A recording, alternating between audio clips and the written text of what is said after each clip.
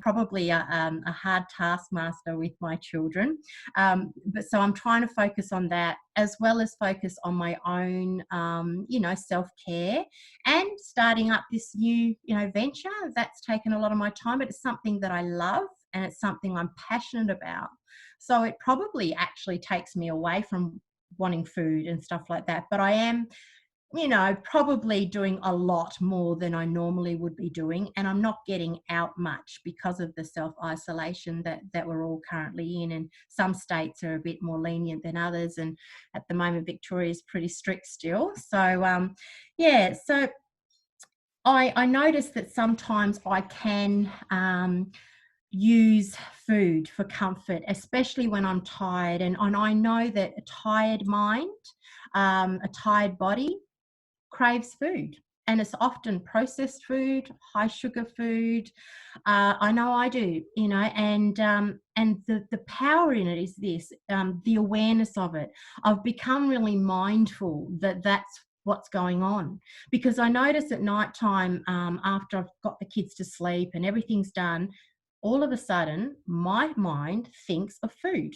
And it's often when I'm watching TV, I'm about to sit down and I'm about to watch Netflix or whatever, and I enjoy that. It's an automatic thought that comes into my head that says, what's in the cupboard? What's in the fridge? And I actually know I'm not that hungry because I just ate not long ago. So that's when I can say to myself, well, this is a habit. This is an automatic thought that you connect with watching TV. Do you really need this food? And sometimes I might say, you know what, I do. And that's okay. I'm mindful about it. I'll grab a piece of chocolate or I'll grab a snack and I'll enjoy it, knowing that I've made a conscious decision to eat it. Other times I might say, look, I'm not hungry. So this is just some habitual thing that I've got going on. Let's break this cycle. And so instead of that, I'll end up, maybe having a cup of tea, or I won't watch the show. I'll go to bed and do some meditation or whatever I need to do to keep me on track, because ultimately every behavior that I choose is going to make a difference to my overall wellness. And so it's like Dani, can I ask you a question there? Course, Sorry, there's someone who has asked a question, no name here, but just a comment that, and would welcome your input here. Someone said that, they found that they occasionally get jealous of other people when they are sitting all together. It's the family members generally who trigger this, that, okay, you might have a lot of self-control. You're not going to have a chocolate. You're not going to have anything while you're watching TV. But then it's the other members who start to bring food around the screens. Yes. How do you respond to that? Or what do you say to someone who might be in that situation? Oh, look, that happens with me. My children, never ending. They are eating me out of house and home. And they love to grab some snacks, and bring them to around the TV around me. And I'll be honest, sometimes I look at it, that's looking good, And again, I'm aware. And I think to myself, well, will I have one of those Pringles that the kids have got that they look like they're enjoying so much? I might have one. But then I look at the bigger picture and I think, okay, well, my children aren't overweight. My children eat well. I'm the one that needs to work on my overall health. And this isn't about being jealous. This is about loving myself enough to make a decision that's going to benefit me so that I am as healthy as they are. And so I might just have, one or two, or I might say, no, I'm all right, kids, or whatever, and, make the decision, but being aware. So it's really about building that awareness and building that willpower, and then, try and practice it as often as you can. Yeah, absolutely. And I think it's also about not feeling guilty if you choose to have something as well. Yeah. Because it's impossible to not enjoy the gifts that life brings us, and some of that food is a gift. It's your relationship with the food that's the problem. If you start to feel like I can't touch any of that food ever again, you're going to be jealous because you see other people. Of course you can eat it. It's all about choosing when to eat it, why you're eating it, and controlling the amount. So ultimately you're enjoying it, but you're not abusing it. And then you become self-sabotaging, where you're doing stuff that's actually damaging to your well-being. So that's just all about awareness, I think. So that's my take on it, on mindful eating, having the, you know, the awareness of what you're doing, and being kind to yourself as well, because we're human. A lot of us have had this pattern, this automatic thought process of food is my go-to when I'm stressed. Mm. And that's something that, yeah, and I think that's something that takes time to change. And having bariatric surgery is not going to change that thought process. You know, it's just going to stop you eating the whole bag of chips because you can't fit it in. And so that's what we need to work on. Absolutely. Yeah. So yeah, so that's basically my take on it. But look, Dr. Arun, I'd like to, if I can, pass it on to you, because I know that you're going to talk about the science behind what I've just discussed about mindless eating, because it's not just something that we do. There is some science behind how it all works. And well, this man's a real thinker, and he's got a wealth of knowledge, and he likes to talk even more than me sometimes. Oh my God. Gee, that doesn't sound very good. But anyways, No, I'll but take it as a compliment. you Okay, are no problems. No you problem. are pleasant to listen to, which is wonderful. So, As long as people appreciate that, you know, there is some value that they're going to get out of it, I think that's the most important bit. So yes, absolutely. yeah, no, I think, Dani, that was fantastic, because I think people might hear the science, they might know the science. Look, all of what I'm going to be talking about today is not something that you can't find on Dr. Google or on YouTube or whatever. It's all there. But why do we go through this as a group? And I have personally felt it, that I am a big believer in self-learning and personal development. But understand this, unless you have that information that is coupled with emotion, you are not going to change. I can tell you this. That information will come and it will go. As they say, if I hear, I forget. If I see, I understand. And if I do, I remember. Please remember this at all times. This is the mantra to change. If I hear, I forget. If you just hear something on the audio, or, you know, whenever you're driving to work or whatever, you're going to forget it. I know this. It happens to me all the time, and there is science to prove it. But if you see, when I'm seeing you and I'm showing you something, it has got more impact. But when you do it yourself, you start applying it, you are going to say, you know what, this, I'm understanding it now, and I'm going to do it. So friends, firstly, I think this is going to be an 8-week program, and every week we are going to be building on whatever we have learned in the previous session. And feel free to stop me, feel free to ask any questions. Dani is my moderator. She's going to look at the questions or anything, but we can take questions at the end, but you're welcome to type them. So I guess for those of you who don't know me, my name is Arun Dhir. I am an upper GI bariatric surgeon, and I've got a few degrees and qualifications. But the reason why I mention that is not just to say that, hey, look at me. I guess why I mention this is that you need a breadth and a depth of experience to be able to now speak the language and the voice that you believe in. I will be very honest in saying I had a qualification as a yoga and a mindfulness teacher by Yoga Australia, but I was hesitant to share it with people, all my patients, because I felt, what are people going to think of me? You know, this is again where we have self-limiting beliefs, and we all have them. I'm not immune to it, please. So the point I'm trying to make here, in all honesty, is that I would always hesitate about talking about how stress and how the practice of meditation and mindfulness can help individuals understand the sensations of their own body better. Because I would think that, what would they think about me, you know?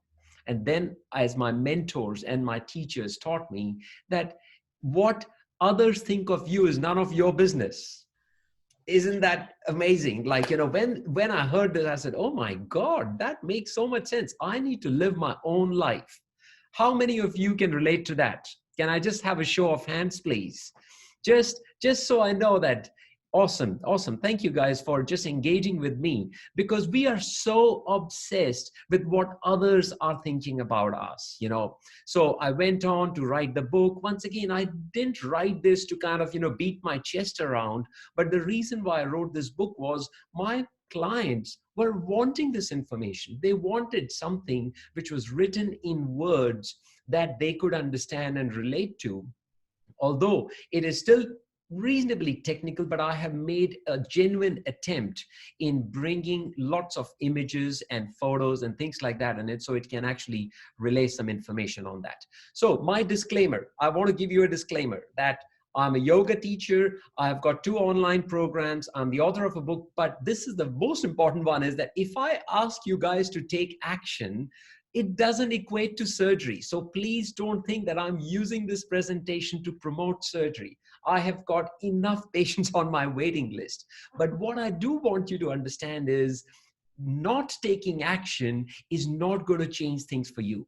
And that means action could be as simple as that, you know what, I'm going to just develop more awareness.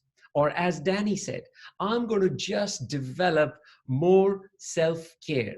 Those practices that allow me to take care of myself. And lastly, and most importantly, I say, take the best, leave the rest. If you don't agree with anything, that's fine. No personal offense taken. As I said to you already, what you think of me is none of my business. So you are welcome to have an opinion about what you feel about what I'm going to present. Absolutely. And to keep things light and not too overly technical, my presentation, and Dani, don't freak out when you hear this, my presentation is broadly going to be based on 3 F words, all right? So what those F words are will set the state. And mind you, this is going to be very decent, no rude words, no swear words here. So we are going to keep it simple. But the first thing that we're going to be talking about, guys, is how many of you feel that you are stuck where you are today? I just need a show of hands. Just stuck. It doesn't have to be weight. It could be your, your future, your relationships. It could be your financials. Thank you for whoever has shared that with me, in all honesty. And as they say, when you're trapped in a jar, you can't read what is on the label. And once again, that is so true, because you are stuck. You are inside that jar, and you really need someone who can release the lid and let the real you out. And that's where the whole journey begins, in order to find that source of information, that event or the individual, or whoever it may be for you, in order to find it. And that's where information is where it starts. When you seek out information, when you are seeking out information, and profound information, and I always say information that is there to provide you genuine opportunity to grow, which hasn't got a selfish bias. If I'm giving you this information with a selfish bias, that, I might want something out of you, well, that is not true information. That is tainted, and that will never create the energetic effect, because all of us are energetic beings. You can sense my energy sitting miles away. Science is proving it now. Thousands and thousands of experiments have been done. And if you still want to look for research on this, go and look up the Intention Experiment by Lynn McTaggart. Intention Experiment talks about how your thoughts influence the people who are not even in your physical realm. They may be sitting miles away from you, but if you have intensity, and we'll talk about this in a moment. So in summary, information can lead to transformation. And this is the same process that a caterpillar uses, because it has got the patience. It goes into the cocoon, and then it slowly transforms, and out comes a beautiful butterfly. And friends, trust me, we can all apply this in our lives. And I tell you, it is only an amazing experience. So I guess every one of you over here who's attending, myself included, desires to lead a fulfilled life. And it is crucial to understand, fulfilled life is not just physical health. If your weight comes down to your desired weight, but mentally you are anxious, financially you've got challenges, you're not happy with your work, you're not happy with your relationships, you have little spiritual connection with your creator, whoever that may be, it doesn't matter. And you are not leading a life of contribution. Well, I can tell you, you are not going to be leading a fulfilled life. And I have gone through personal pain, personal challenges in order to come to this conclusion, because I have been an avid student. And how many of you can relate to this? Can I just have a show of hands of people who can actually see this and say, yes, there are challenges in those aspects of my personal life. And I can tell you this, everyone, thank you for everyone who are responding and in having the courage to kind of, show their hands up, because the honest fact is any disturbance that you're experiencing in one area of your life, doesn't matter whether it's physical, mental, spiritual, or financial, is caused by a ripple effect in other areas of your life. This is a known fact, and there is enough evidence to go through this. So, friends, let's talk about the first F word. As I said, I'm going to be basing my presentation on 3 F words, 3 sets of F words. Let's put it this way. The Chinese word for crisis, and we might be in a crisis at the moment with whatever is happening globally all over. The Chinese word for crisis has got 2 symbols. First symbol is that of what is called as danger. Okay. And the second is called as the F letter word, the 4-letter F word. And I know what some of you are thinking. It is actually fear. So what I said to you was that, this fear causes us to remain stuck where we are. And that is what causes us to lose the second F letter word, which is the focus. Now, how many of you, when you go into a state of fear, science proves it, you want to get quickly, our body wants to avoid pain and seek pleasure. And you only get pleasure in what is familiar. Okay? Now, when you are looking for something which is familiar, what happens is the easiest thing around you in reach is either the television screen or it is food, one or the other. And that's where you so reflexly go to it. Now, when I talk about focus, friends, understand this. Focus is the ability to direct your thoughts or your mental energy towards a particular object. And what blew me when I was a kid, and I'm sure many of you would have done this experiment, that you take a lens and you try and use the sun rays and you try and burn the paper. How many of you have done this? Just a show of hands. Well, it's a very simple thing where essentially what you're doing is you are excellent. You are using a convex lens and you are focusing the sun's energy. But when I actually looked at it again, I realized that this has got such a powerful meaning behind it, that when we don't focus on what we desire in our lives, what happens is that we slowly start to kind of, be guided by our life circumstances. In other words, your life becomes a blur. You just don't know where you're going. You can't see clearly. And this is a known, tried strategy where so many of the personal development gurus or whoever it is, you got to understand that your weight is just a reflection of how much you respect yourself.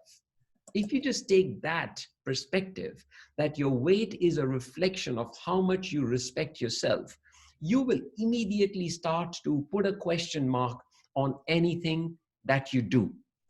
So, how many of you can guess what is this? Anyone? You can just type, I know someone might say, oh, it's a piece of wood, or any clues?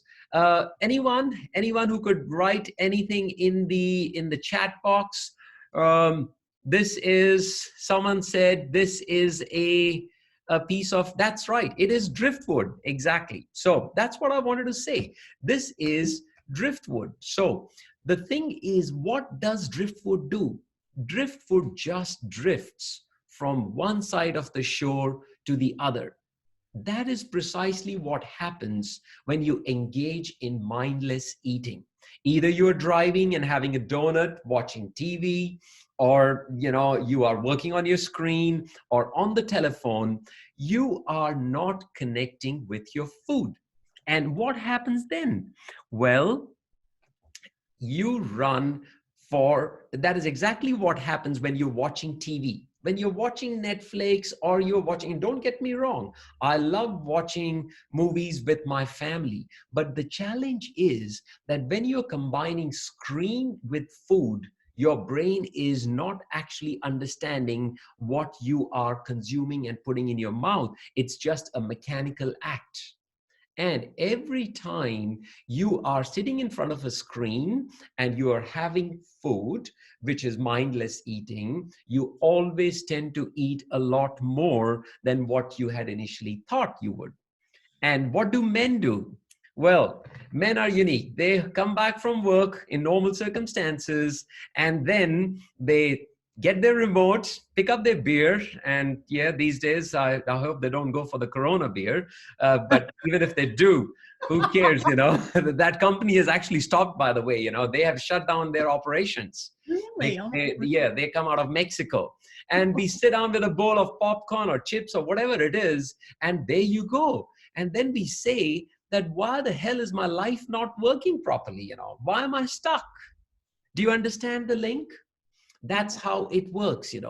And then what happens, friends, it is crucial to understand this, that there are pleasure centers in our brain. There is science to prove this, that our brain is constantly, as I said to you, seeking pleasure, avoiding pain.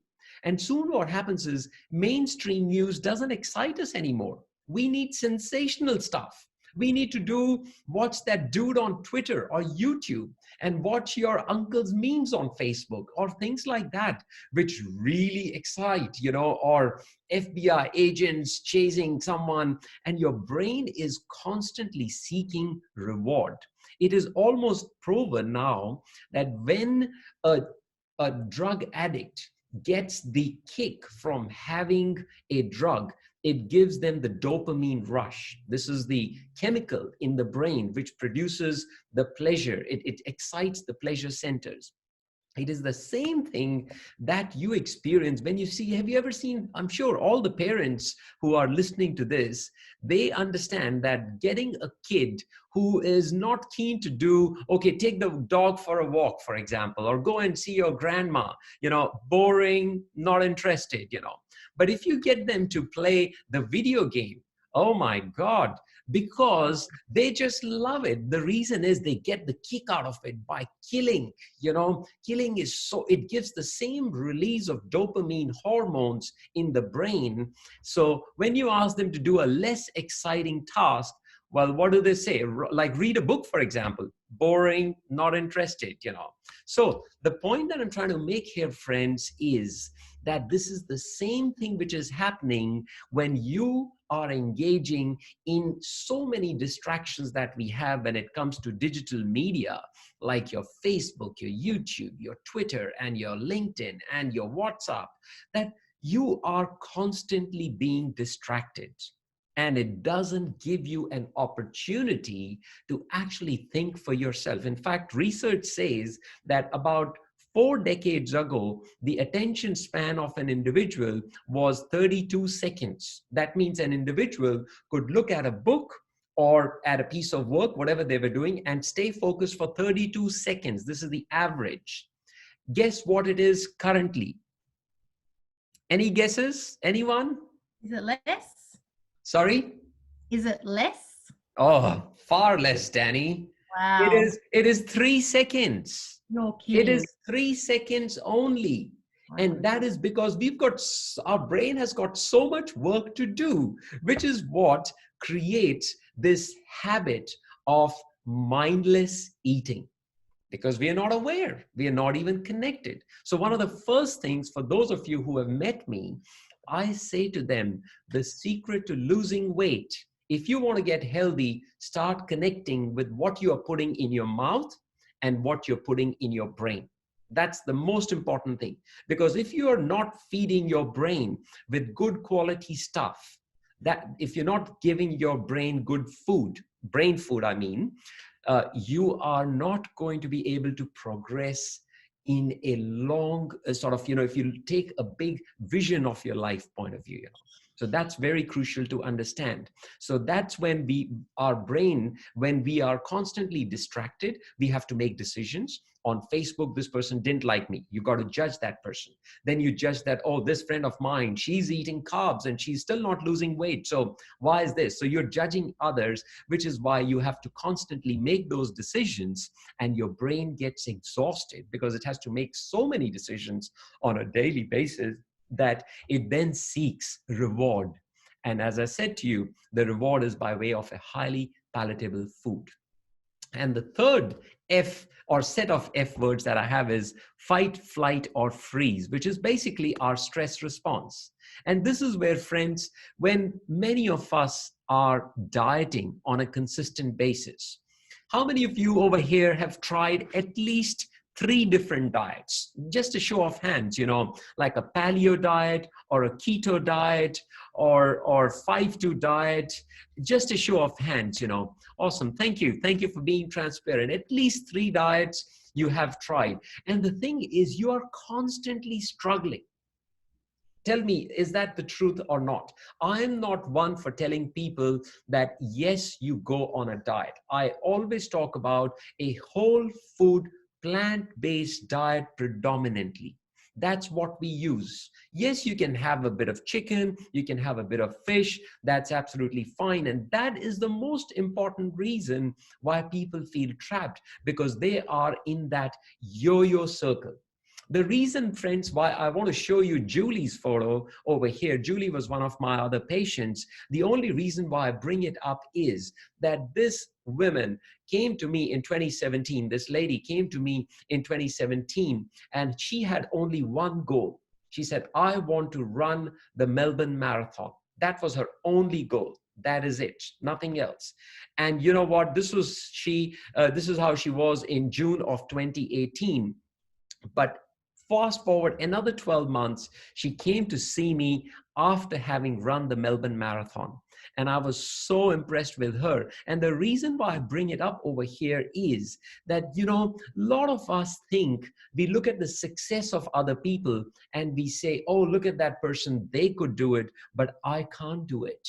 I have got this person next to me. So we find circumstances around ourselves which will say to us that, oh, no, you can't do it, but that person could do it. The challenge is that they are not seeing what was the discipline, the practice, the hard work, and the sacrifice that went behind that person achieving whatever they achieved. So I guess what I'm trying to say is that, coming back to the dieting side of things, if you have a focus, as Julie had, as Dani had, a focus in what they want to become, what they want to achieve, you will realize that leading a balanced life where you are, if you had some sugar, you justify it. But that's not on a diet plan, because diets don't really work. We know this, because it is always around calorie counting. It builds a level of subconscious stress in your body. Every dieting study has proven this, that it builds a subconscious stress. They're only effective for a brief period of time. And this is what the graph of your weight is. So I guess the last thing that I want to say is, it is crucial, friends, that you take out time for self-care. Self-care is where your journey starts. Start to respect yourself. Self-care doesn't mean just go have a party, have some alcohol, have some rich food, and that's self-care. Well, that was my definition once upon a time, until I realized that I have to respect myself first. That's where it starts from. How many of you agree with that? Do you think that is a good starting point? That's a good message to take home. Do not let anyone else choose what is right or wrong for you. It's not that you start criticizing others, but you take responsibility for yourself. You be the role model for others to change. And it starts with self-care in 4 different aspects of your personality: your spiritual self, your physical self, your mental self, and very importantly, your future self. There is a future for this person. Whoever's listening to this, there is a future you in 12 months, how you're going to be in 3 years. And that future self is waiting, because there is a gift that you have got. As Dani said, she has realized what her gift is. And she now wants to share that gift with the world. Like that, each and every one of you who is listening to this presentation has got an amazing gift. You don't realize that you have that gift right now because of your past conditioning. But when you start working on it, and over the course of these next 7 weeks, we're going to give you those tools. One by one, you will start to realize that this is powerful stuff. This is indeed powerful stuff. And really, self-care is giving the world the best of you, not what is left of you. And I know those of you busy moms over there who are doing self-schooling, homeschooling, sorry, and also cooking and doing other things, you don't have time for all this. But trust me, if you can become the best version of yourself, you are actually going to be a better mom and all of that. So I think I'm going to just stop there. This is my last slide anyways. As a gift from us to you, I am going to urge you to go to our online store. There is a book called Super Success After Weight Loss Surgery. There are 8 strategies which are there, and none of them require taking any magic pills and all of that. You can download that, and you are welcome to take and put it to use, and put other resources that are there to use as well on that store. So feel free to help yourself. And Dani will obviously elaborate this further, but next week we're going to have 2 of our dietitians, Julie and Hannah. Some of you may know Hannah, who are amazing dietitians who practice different techniques and strategies of mindful eating, and they are also specializing in weight loss surgery. So they will be doing a presentation jointly with Dani and myself, who would be co-hosting. So they will be presenting, and they would be talking about some of the myths around, dieting and all of that that are currently prevalent. And we have got little science to back it up, and we are all confused by what media is throwing at us. So good luck with that. And once again, thank you everyone for being present at this first introductory webinar. Dani, I'm going to give it to you. Yeah, well, we had a few questions which I sort of answered typing and also privately, but there was one question I thought that we could answer together collectively, and I thought it was a great question. It was from Patricia, and it was basically talking about multitasking. You know, we're very, very busy people, and how do we develop time for ourselves and make time for ourselves in such a busy life that we have, with schedules and so forth, just lots going on. So I guess the first thing is about multitasking, and being a male, I should not talk a lot about multitasking, because I've always grown up being told that women are better at multitasking than men. So, and I've always conceded to that. And I think that has been my journey. Even at home, I sort of just come in and I just do what I'm told. That probably is a safe strategy sometimes and saves me from getting into arguments. But I guess the important thing is that when you start developing that awareness, with practice, it doesn't come overnight. It comes with practice. And the tool that I have used personally is meditation. And I consciously, like I always have 2 or 3 different projects going on. Like I'm writing a book, I'm writing an article, I have to prepare for next day's surgery. There are some patient consults that need to happen and some documentation that need to be done. So I've constantly got at least 4 or 5 things on my table at the same time. But I think what is crucial is that I have made a practice that I use a journal. Like I still have it. This is my journal. And what I do is it has got a list of top 3 tasks that need to be done on that day. That's it, just 3. I cannot finish my day unless those tasks have been done. And that is where I say that, look, multitasking, well, we are all expected to wear different hats, but it is crucial that you write it down.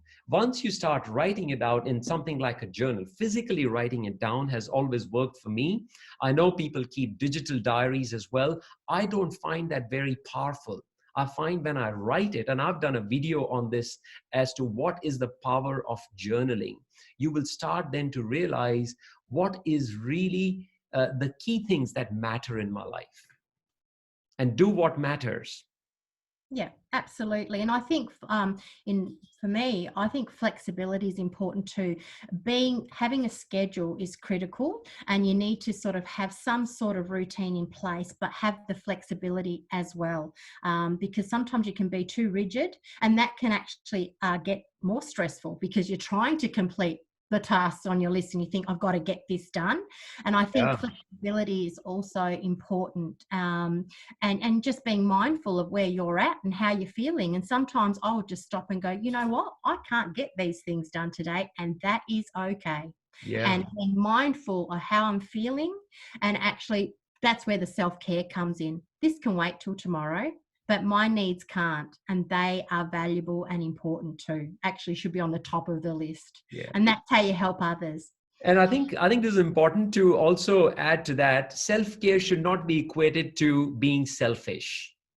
And that's a very important thing, you know. Now, Dani, if I may, I can see Lizette has got a question, and she's raised her hand for a little while. Lizette, do you still have a question? Because I just saw that you have... awesome. Beck has said, we can't pour from an empty cup. That is awesome. So I'm going to get Lizette to talk. Is that all right? Lizette, are you happy to talk? I've unmuted you, Lizette. If you want, you can talk, or if you still want, you can type your message. Your choice. Can you hear me? Yes, Lizette. You're on mic to everyone. How are you doing? I'm doing really well. Excellent. Tell us, what is your question? Since I've been losing weight, I'm now down to 131 since December, and I think that's really awesome. Mm-hmm. That's what scales show. But every time I look in the mirror, I still see that 175 kg person. Yeah. So Lizette, and is that your question, or is that what your challenge that you're facing at the moment? Is that right? Both. Both. My challenge. Okay. So, Dani, do you want to go and answer that first? Oh, look, absolutely. I think our minds are so used to seeing us that way, overweight and so forth, that even though our eyes are looking, it's our minds that are seeing. And that's the way I would address this, that happened to me as well. And the only time I realized that, hang on, I really have lost weight, is when I was trying my clothes and going, oh, these are falling off me, because I could still also see the other version, or the older version of myself.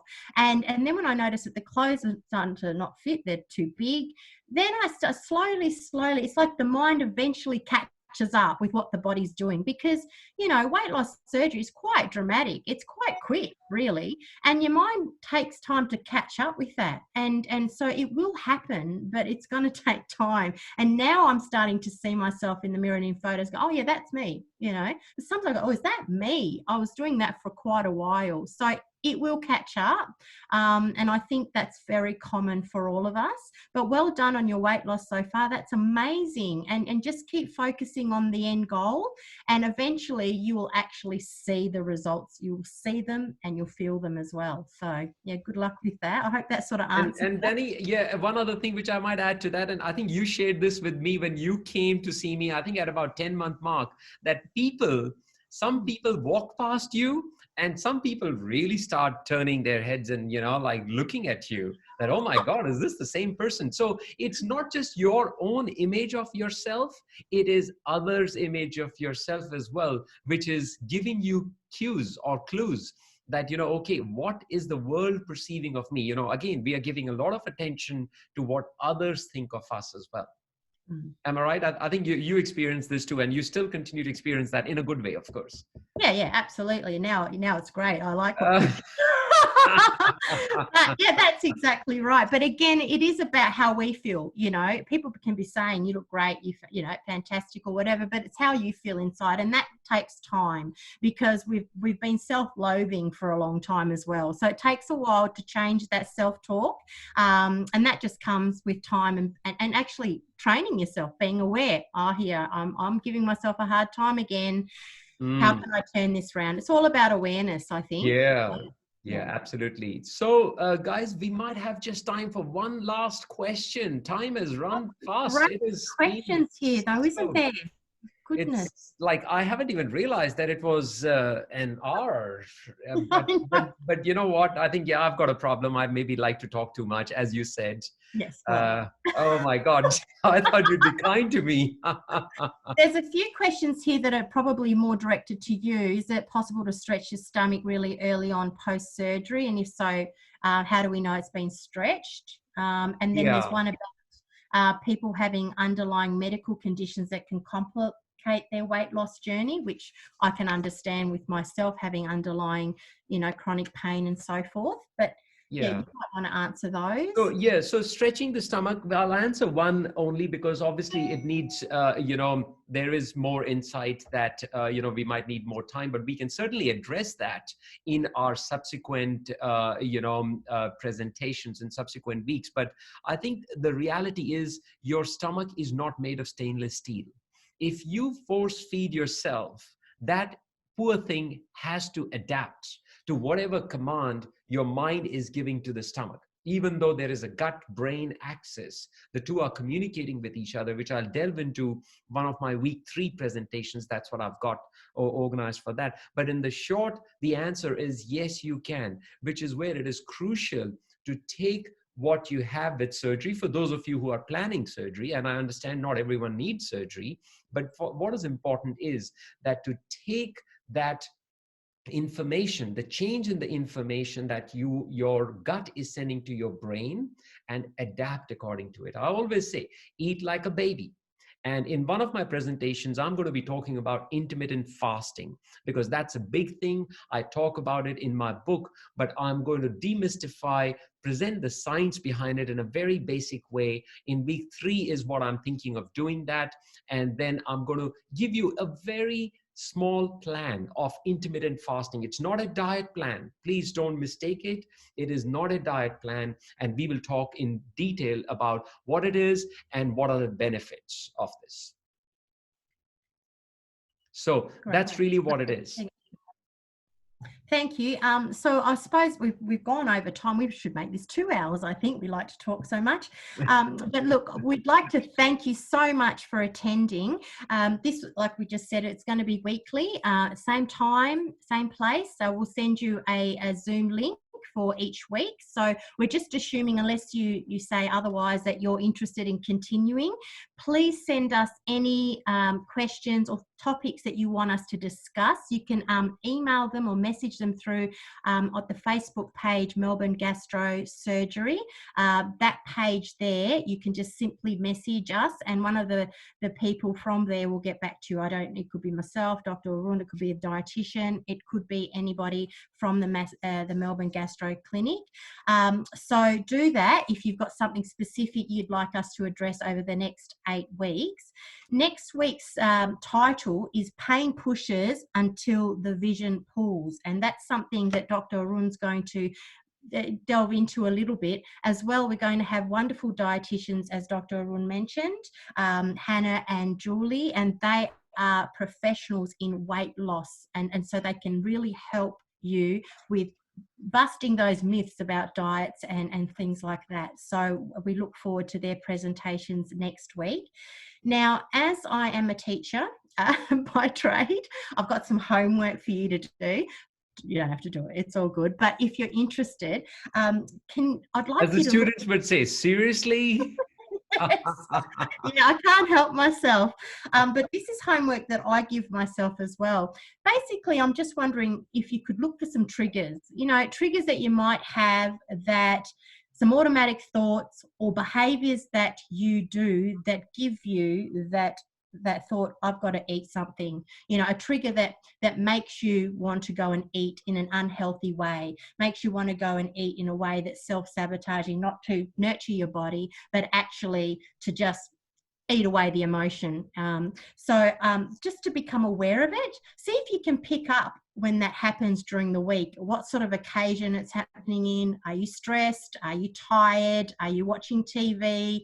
Are you around other people that are eating and you just think, well, stuff it, I'm going to eat as well?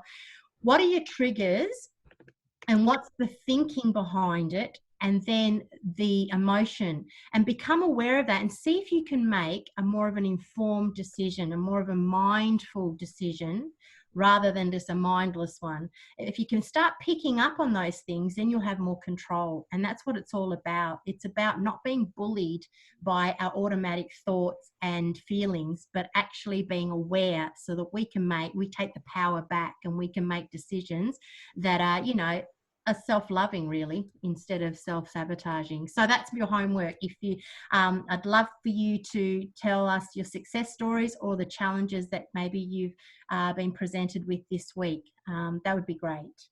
And yeah, so we hope you found this helpful, and it was lovely to connect, and thank you so much for joining us. And Dr. Arun, do you want to sign off or do you want me to? Yeah, no, look, I'll just say final parting words. Thank you once again to everyone for your time. I'm fairly confident that you will get a lot of value out of this. In one of the presentations in one of the weeks, we are going to be getting even one other patient of ours who is going to be, interviewed by Dani. She's still early on in the journey, but she's got some really valuable tips and insights that she can provide to you, which you can start. She's only 3 months, but I can tell you she's done so amazingly well, but she's using this one tool to her advantage. And I really want you to hear this from her as to how she's using it. So thank you once again to everyone for your time. I really do appreciate it. And do reach out to us with feedback or any other subject topics that you would like us to bring up, because ultimately our goal is we want to bring value to you. We want it to be worth your time. Every moment of this has to be worth your time. So good luck and take care. Thank you. Bye, everyone.